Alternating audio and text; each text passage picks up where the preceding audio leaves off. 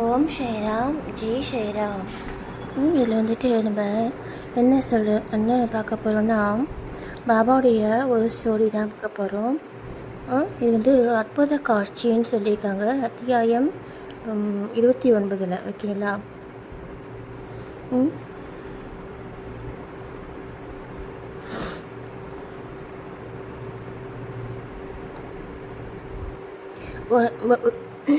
ஒரு நாள் நைட்டு வந்து பார்த்தீங்கன்னா என்ன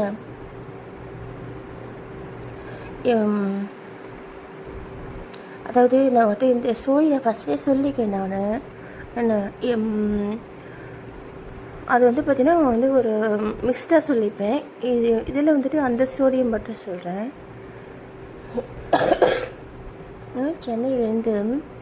சென்னையிலேருந்து பஜனை சங்கம்ட்டு, சென்னை பஜனை சங்கம்ன்றதுக்கு பேர்.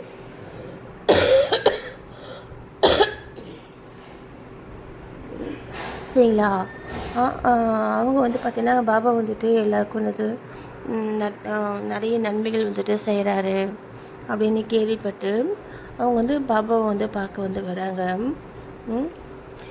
அதேமாதிரி பாபா வந்துட்டு எல்லாருக்குமே வந்து காசு கொடுப்பாரு. காசு வந்து ஒரு சில பேருக்கு 10 ரூபா, சில பேருக்கு 10 ரூபான்னா அந்த காலத்தில் 10 ரூபான்னா பார்த்துக்கோங்க, 10,000 ரூபா கூட இருக்கும் இல்லை? அவ்வளோ காசு என்ன, அந்த மாதிரி காசு கொடுத்தாரு. அப்போது அதை கேள்விப்பட்டு மக்கள் வந்துட்டு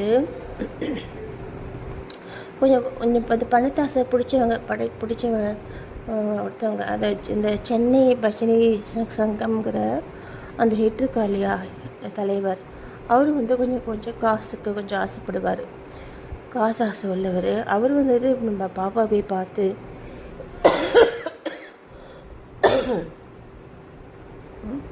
பாபா போய் பார்த்து நம்ம வந்துட்டு காசு வாங்கிட்டு வரலாம் அப்படின்ட்டு நினச்சிட்டு அங்கே போனார். எங்கே ஷிரடிக்கு போனார். போயிட்டு பார்த்தாரு.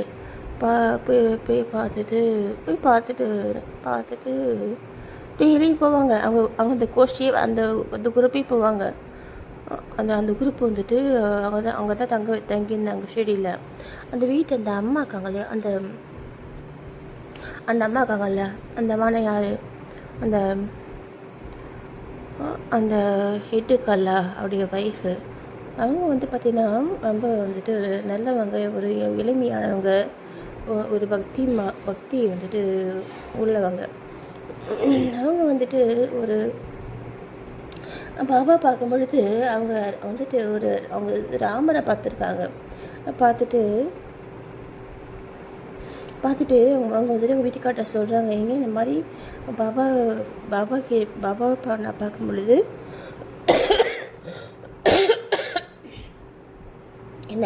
நான் பார்க்கும் பொழுது இந்த மாதிரி ராமர் வந்து தெரிகிறாருங்க, ராமர் தெரிகிறாரு அப்படின்ட்டு சொன்னாங்க.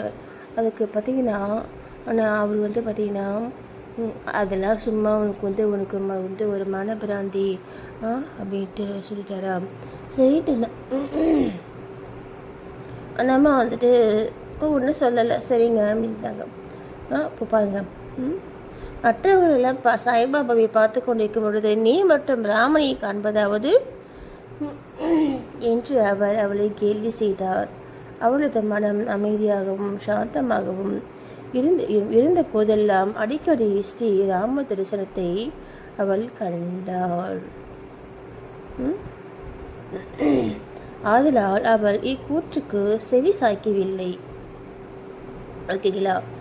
இது மாதிரி வந்துட்டு இருக்கும் பொழுது ஒரு நாள் நைட்டு வந்து என்ன அவங்க வந்துட்டு அவளுடைய வீட்டுக்கார் இருக்காங்கல்ல,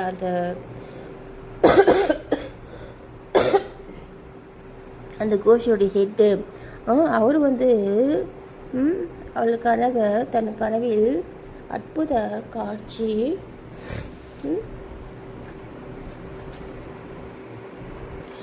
ஒன்றை கண்டார். அது வந்து என்ன காட்சி அப்படின்னா, என்ன ஒரு பெரிய ஒரு நகரத்தில் அவர் இருக்கார். சரியா? போலீஸ் வந்துட்டு அவரை வந்துட்டு கைது செய்து அவரை வந்துட்டு அந்த அவங்க இடத்துல வந்துட்டு வச்சுருக்காங்க. ஏன்னா அப்போ வந்து பார்த்திங்கன்னா நான் அந்த அது அந்த இது இருக்கும் இல்லையா, அந்த ஜெயில் கம்பி இருக்கும் இல்லையா, அதுக்கு வெளியில் அந்த கம்பிக்கு இப்போ அவர் வந்து உள்ளே இருக்காரு. அந்த கம்பிக்கு வெளியில் பார்த்தீங்கன்னா சாய்பாபா வந்துட்டு அமைதியாக நின்றுட்டுருக்காரு. ஏன்னா அவர் பார்த்துட்டு பாபா எவ்வளவு அருகில் இருப்பதை கண்டு வெளிப்படையான குரலில் அவரிடம், உமது புகழை கேள்விப்பட்டு நான் உமது திருவடி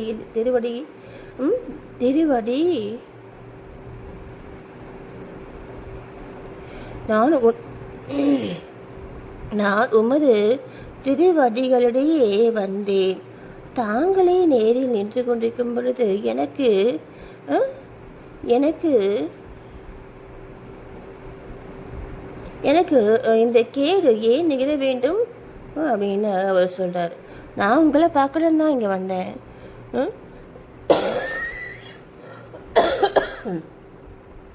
என்ன நீங்களே இங்கே இருக்கிற பையனுக்கே இந்த மாதிரி கஷ்டம் வந்துச்சு அப்படின்ட்டு அவர் கேட்குறாரு. அப்போது அவருக்கு பாபா சொல்கிறாரு, உனது கர்மத்தின் விளைவை நீ அனுபவித்தாக வேண்டும். ஓகேங்களா? இதுதான் நம்ம எல்லாருமே தெரிஞ்சுக்கணும். ஓகேவா? நம்மளுடைய கர்மாவுடைய பலனை நம்ம பார்த்தா ஆகணும். அப்போ தான் நம்ம பிறவி முடியும். நான் சொல்கிறது புரியுதுங்களா? என்ன, நான் கூட வந்து சாமிக்கிட்ட கேட்கும் பொழுது எனக்கு அதை கொடு இதை கொடுன்னு நான் கேட்க மாட்டேன். என்ன, உன்னுடைய விருப்பம் எதுவோ அதை செய் அப்படின்னு தான் நான் கேட்பேன். அப்படி தான் கேட்கணும். அதுதான் சரியான முறை. நமக்கு என்ன கொடுக்கணுங்கிறது அவருக்கு தெரியுங்க. அவரை விட அதிகமாக நம்மளை நேசிக்கிறவங்க யார் இல்லைங்களா? அதனால் நம்ம அப்படி தான் நம்ம கேட்கணும். நமக்காக எவ்வளோ வேலைகள் நமக்காக செய்து நம்ம கூடவே நமக்குள்ளே ஒருத்தராக இருக்கக்கூடிய நம்மளை கடவுளை நம்ம நம்புகிறோம் அப்படிங்கிறதுக்கு என்ன, அதுதான் சாட்சி இல்லைங்களா?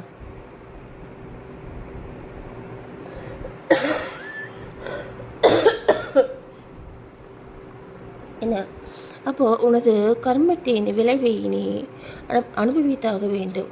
அவர் சொல்கிறாரு, இந்த பிறவியில் இத்தகைய துரதிருஷ்டத்தை அளிக்கும் விதத்தில் நான் ஏதுமே செய்யவில்லையே அப்படின்ட்டு சொல்கிறாரு.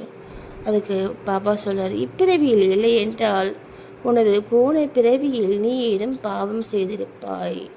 ஓகேவா? நான் இதில் வந்துட்டு ஒரு விஷயம் வந்து சொல்ல வரேன். நாங்கள் வந்து வைத்தீஸ்வரன் கோயிலில் போயிட்டு அந்த ஒரு நாடி ஜோசியை வந்து பார்த்தோம். அப்போது எனக்கு மட்டும்தான் பார்த்தாங்க. அவங்க சொன்னபடியே தான் நடந்துகிட்ருக்கு. இன்னி வரைக்கும் அவங்க சொன்னபடி தான் நடந்துகிட்ருக்கு. ஆனால் என் வீட்டுக்காருக்கு எனக்குலாம் வேண்டாம். எனக்கு தோணுச்சு, அவருக்கு பார்க்க சொல்லி எனக்கு தோணுச்சு. நான் அவர்கிட்ட சொன்னேன். ஆனால் அவர் காதலை வாங்கல. அதுதான் பார்த்தீங்கன்னா நம்ம அது விதிப்படி என்னங்க, அது என்னமோ வந்து ஒரு ஒரு மாய தோற்றத்தை அது நம்மளை சுற்றி இருக்கவங்களுக்கு காமிச்சு அதை நினச்சதை சாதிச்சிருது பார்த்தீங்களா? இல்லை, நம்ம அதனால தான் வாழ்க்கையில் ரொம்ப கவனமாக இருக்கணுங்க. கவனம்ங்கிறது ரொம்ப ரொம்ப முக்கியம்.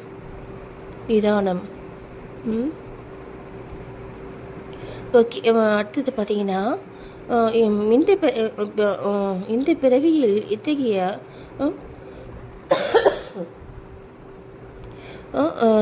துரதிருஷ்டத்தை அளிக்கும் விதத்தில் நான் ஏதும் செய்யவில்லையே. அதுக்கு பாபா சொல்கிறாரு, இப்பிறவியில் இல்லை என்றால் உனது போன பிறவியில் நீ ஏதும் பாவம் செய்திருப்பாய். ஓகேவா? அப்புறம் அவர் சொல்கிறாரு, எனது முந்தைய பிறவி பற்றி எனக்கு ஏதும் தெரியாது.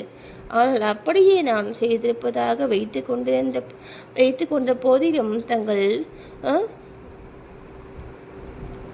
சாநித்தியத்தின் முன்னர் நெருப்பில் வைக்கோல் எறிவதை போன்று ஏன் அவைகள் அடிக்கப்படக்கூடாது? தங்கள் சாநித்தியத்தின் முன்னர் அப்படிங்கிறது பார்த்தீங்கன்னா அவருடைய வந்து ஒரு ஒரு அனைத்துமாக ஒரு ஒரு பார்வை, ஒரு அருகாமை எல்லாமே அவர் பக்கத்தில் இருக்கும் பொழுது நமக்கு என்ன நடக்கும்? அப்படிங்கிற மாதிரி. அப்போது தங்கள் சாநித்தியத்தின் முன்னர் நெருப்பில் வைக்கோல் இடுவதை போன்று ஏன் அவைகள் அழைக்கப்படக்கூடாது அப்படிங்காங்க. அப்போது பாபா சொல்கிறாரு, உனக்கு அத்தகைய நம்பிக்கை உண்டா? அதுக்கு அவர் சொல்கிறார், உண்டு அப்படிங்கிறாரு. பாபா சொல்கிறாரு, அப்படியா, ஓகே, நீ உன்னுடைய கண்களை மூடு. அவர் கண்களை மூடியது தான் தாமதம். ஏதோ ஒன்று கீழே விழுந்து பலத்த அடிப்படுவது போல கேட்டது. அவர் கண்களை திறந்த பொழுது தாம்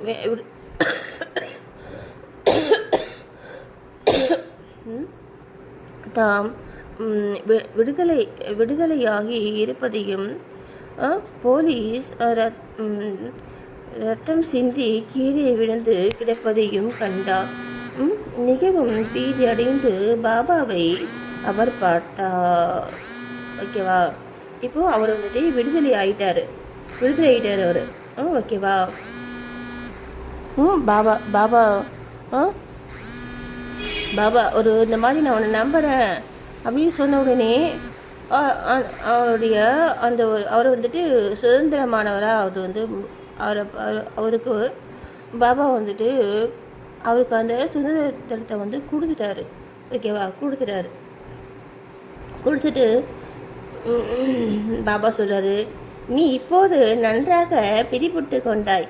இப்போது அதிகாரிகள் உன்னை கைது செய்வார்கள் அப்படின்ட்டு சும்மா அவரை விளையாட்டு பண்ணிட்டார். புரியுதுங்களா? அவருக்கு விடுதலை கொடுத்துட்டு அவரை கேலி பண்ணார். கேலி பண்ணார். அப்போது அவர் கெஞ்சினார். ஆனால் அவர் உண்மையே நினச்சிக்கிட்டாரு. அவர் கெஞ்சினார், தங்களை தவிர என்னை காப்பாற்றுவார் வேறு ஒருவரும் இல்லை, எப்படியாவது என்னை காப்பாற்றுங்கள் என்றார். ஓகேவா? அப்புறம் பின்னர் பாபா அவர் மீண்டும் கண்களை மூடச் சொன்னார்.